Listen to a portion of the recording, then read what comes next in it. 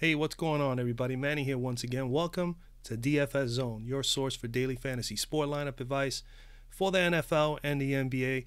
Got a brand new video, week 6 of the NFL. We're going to discuss quarterbacks in this video. But before I get started with the quarterbacks, drop a like on the video. And if you have not subscribed as of yet to the channel, please do so down below.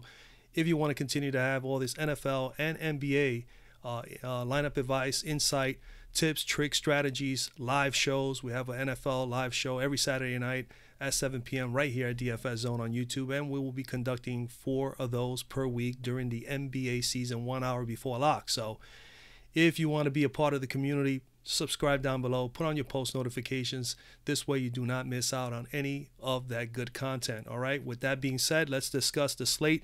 Quarterbacks this week. I got 3 quarterbacks again. I try to give you guys options, and before I get started with those quarterbacks, I always like to try to review and give you a recap of the quarterbacks I suggested last week, and let you know more or less how we did, because again, I always try to pinpoint to everyone that any given Sunday, anything can happen, and implied totals, all that stuff has been really shaky the last couple of weeks.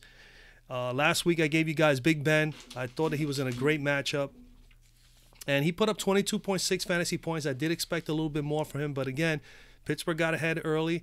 Then, they kind of like coasted kind of a little bit, and Ben had, 22.6. We'll take that. He was my best quarterback of the week. I did also give you guys Kirk Cousins. Kirk Cousins was fantastic last week, 30 of 37 or something like that. I mean, his completion percentage was really good, nearly 300 yards, or it was, I think, just barely over 300 yards. He had a great game. He just didn't put up enough touchdowns, so we didn't get the fantasy points from him. He only put up 14.4 or 14.1 fantasy points on Fanduel. And then Derek Carr was really the disappointment, even though he put up about the same as Mr. Cousins at 14.2. His team really let me down. They really screwed me for probably half of my main slate. I chose a few of their players. And then for the 4 o'clock slate, I really was high on a lot of Oakland players. Got to give credit to Chicago too. The Chargers, they played excellent football.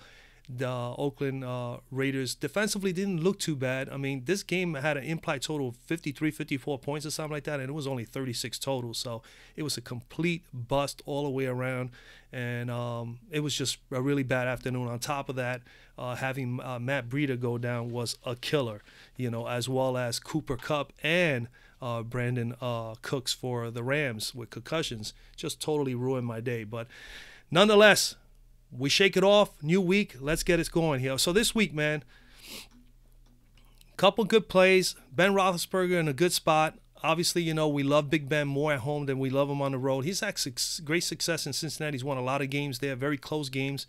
He's definitely bitten Cincinnati in the butt several times there. It could possibly happen again this week. I'm not willing to pay $8,500 for him, but he is definitely in play. He's in a good spot. I'm really interested in Matt Ryan. Obviously the matchup is just there. I mean, all the numbers calculate that this should be a great game for Matt Ryan. Obviously, he's questionable with the foot, but he had an MRI. Everything turns out to be good. We will see. Today is Tuesday. We'll see how he does with practice over the next 3 days. But he's my main guy this week. Love him at home. He is very good at home. I told you guys that I thought he was a good, viable play last week, considering the matchup against Pittsburgh, but he always has a tendency, and Atlanta as a team always seems to struggle on grass fields for whatever reason. They just sometimes don't play well. Now I'm saying they don't do it all the time, but I did point that out, that was my only concern with Matt Ryan, and that's the reason why I wasn't on him last week. But I felt he was still a great option for people, and Matt Ryan definitely had a poor game. So I expect him to have a bounce-back game. He's going back home, going up against Tampa Bay, really bad team. He's 8,300 here on Fanduel. On DK, he's 6,800. He's averaging 300. Let me just open him up. He's averaging 320 yards per game, 13 touchdowns. I love the 25.1 fantasy points per game. A little choppy over the last week, but 14 last week. Hey, man, it's a bad week. He didn't get enough touchdowns. He got 1. He's been good. Over the last 4 games, he has at least gotten a touchdown, and he's been averaging close to 300 yards per game on the average, more than 300 yards per game during the course of the season, as you can see with the 320. I think he's still, in this matchup here, he's good to go. He's averaging 8.7 yards per pass attempt, and over the course of the 4 games I calculated this, he's about 28 fantasy points per game, which is still above his average.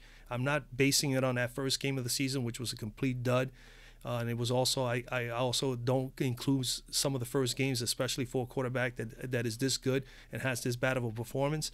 But last week, shaky game, no problem. I think he'll bounce back this week. He's going home. As you can see, these 3 games were all at home in Atlanta, and he put up 31, 40, and 29.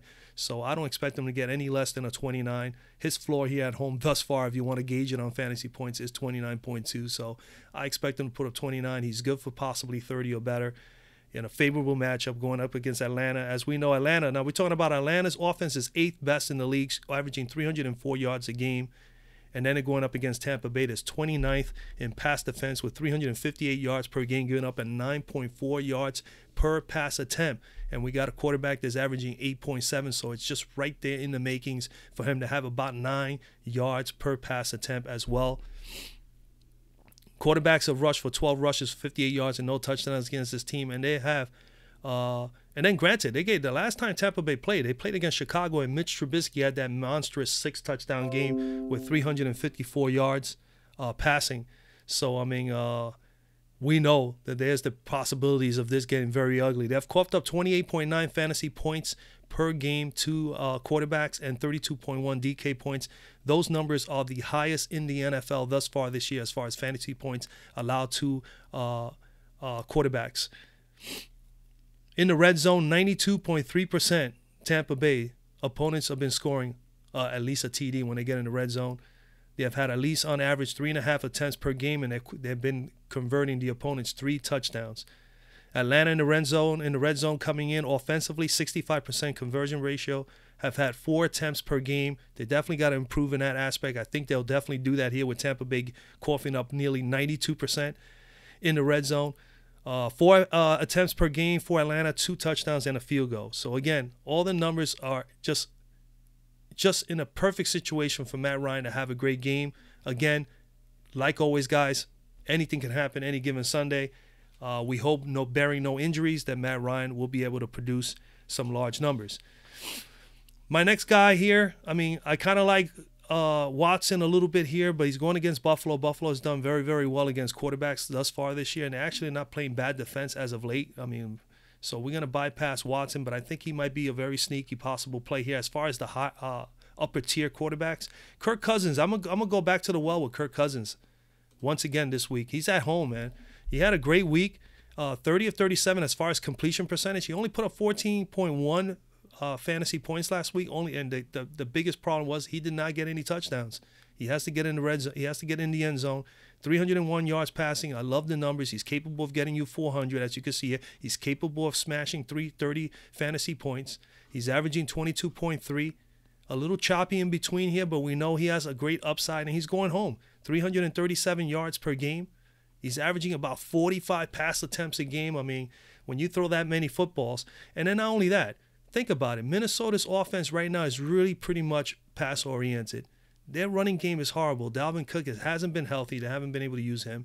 And Latavius Murray is not really that good. So, I mean, you should be fortunate. They are fortunate to have a Kirk Cousins that can be able to throw, because Casey Keenum has looked horrible for Denver this year. But Kirk Cousins and those weapons that he has are going to be pretty good. Now, granted, Arizona has played well as of late.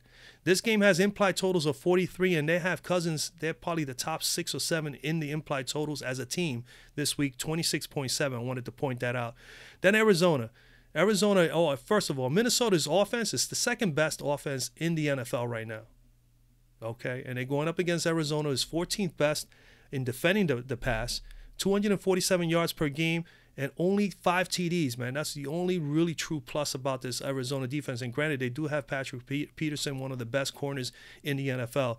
But versus quarterbacks, they have given up the 9th fewest fantasy points. And I'm not gauging it on this because when you look at Arizona's 5 games they have played 49ers, Seahawks, the Bears, the Rams, and the Redskins. And to be honest with you, first 2 games of the season, the Redskins and the Rams, I mean, the Rams, pretty much, let's put it this way, out of those 5 teams I just mentioned, the only true team with really an explosive offense that not only has pretty decent receivers and can bury you with the wide receivers, they can also bury you with their running back with Mr. Gurley in the backfield. So granted, they don't have that here with the running game, but it comes to show you they really haven't faced offensive weapons like what Minnesota has to offer here, other than the Rams.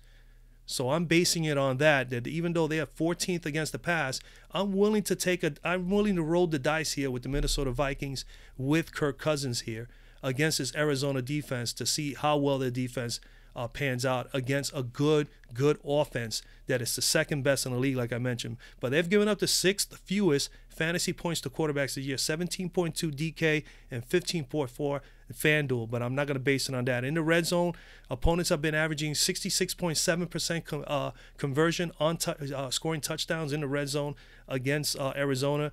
They have had 3.5 opportunities per game and scoring 2 touchdowns and a field goal. And then Minnesota offensively, they need to get better in the red zone. They had opportunities last week, they didn't capitalize. They need to do that this week. 50% in the red zone for them, which is not bad, but it's not great. 2.5 opportunities a game and only averaging a field goal and a touchdown. They need to improve that because they're a better offense than they showed this past week, even though, granted, they still played it well enough to win. All right. So, but Minnesota, Kirk Cousins, 30-37 last week. Again, that's fantastic completion percentage, man. I really love him here. I think he's going to do just fine. I think he is definitely somebody in the radar for me, and I think he should be on your radar as well. My last guy I'm going to discuss is, I really think there's some guys here other than Cousins. I think there's a couple guys that, I'm going to definitely take a look at them a little bit deeper this week. Russell Wilson against Oakland. Andy Dalton definitely in a favorable matchup against Pittsburgh. He's not had great success against Pittsburgh. I think he's like 3-10 or something in his career against Pittsburgh. He has a lot of close games. Both defenses are a little bit, not, very vulnerable this year thus far. There's a possibility for him to put up some nice numbers against Pittsburgh. But again, Pittsburgh has had the edge against them, even in Cincinnati. So a little iffy there, but I think Andy Dalton could be someone we can consider there later in the week. I'm going to my third guy is going to be Jameis Winston. And I'm not a big Jameis Winston fan, but the matchup is perfect for him. Going up against Atlanta, we got a small sample for this year.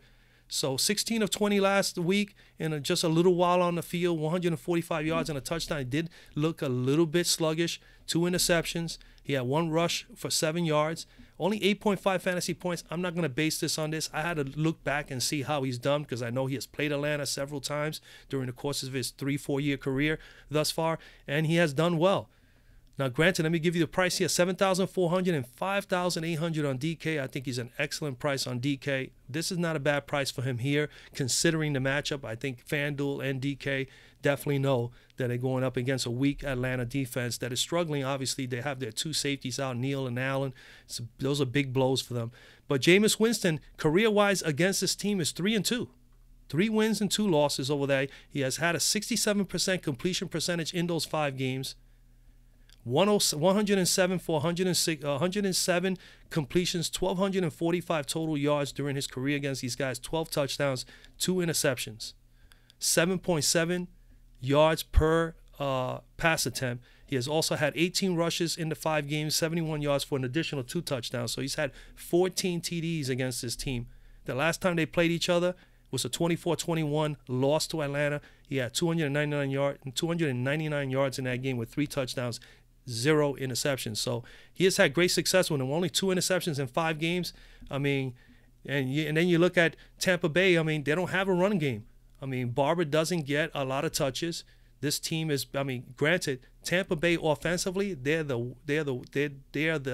32nd ranked rushing offense in the NFL. Only putting up 69.5 yards per game.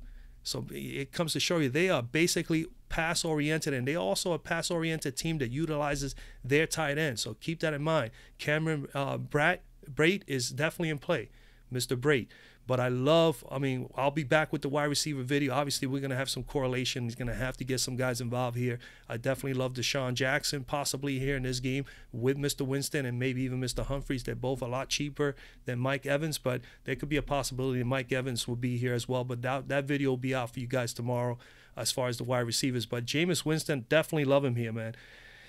Going up against Atlanta, Atlanta's 24th in pass defense, 277 yards per game, coughing up, 12 TDs. The opponents are averaging 7.3 yards per pass attempt, and he had 7.7 yards per pass attempt against this team throughout his career. So it matches just perfectly. All right, they have the third most fantasy points allowed to quarterbacks this year, 27.2 DK points and 25.3 Fanduel points. And they also have given up the fifth highest completion percentage to quarterbacks this year in the NFL, 69.8% completion percentage. And we got a kid here that has averaged 67% in his career against this team. So it's right there in his wheelhouse, right there perfectly for him to throw 68 to almost 70% completion. He's just got to hit those guys, give him maximum pass protection, and Jameis Winston can make things happen. Not only that, he's pretty good with his feet. He'll be willing to run the ball as well. So tough situation for the Atlanta Falcons this week, but I definitely still love the Falcons. As I already told you, I love Matt Ryan in this matchup, so I think it's going to be a great shootout. Atlanta opponents, 80.9% of the time the opponents have gotten to the red zone, they have scored on the Atlanta Falcons, so that's definitely a concern here. Four opportunities per game, 3 touchdowns, and 1 field goal almost every single time they have gotten in the red zone, opponents. Tampa Bay's offense, 50% of the time they have scored while they've been in the red zone. They have had 3 opportunities per game, only averaging a touchdown and a field goal. They're going to have some opportunities here if they're able to move the football, but they're going to have to capitalize on those red zones better than they have thus far this year. So that's basically it, man. That's what I'm looking at as far as as quarterbacks. I will be back with the running back video later on today, so be on the lookout for that. Again, drop a like on the video. They will be at the end of the week. That's why I highly recommend watch all the videos. Come at the end of the week, come to the live show, subscribe to the channel, come to the live show on Saturday night, because on Saturday night I'll be able to tell you if I'm still on all the players that I select during the course of this week that I recommend to you guys, or there is some changes. And if there's some changes, I'll share that with you and I'll tell you the reasons why. And if they're not, I may even have some value plays at quarterback or some of the other positions. So subscribe down below, put on your post notifications, and become a part of the DFS Zone family. With that, I'll see you guys on the next video.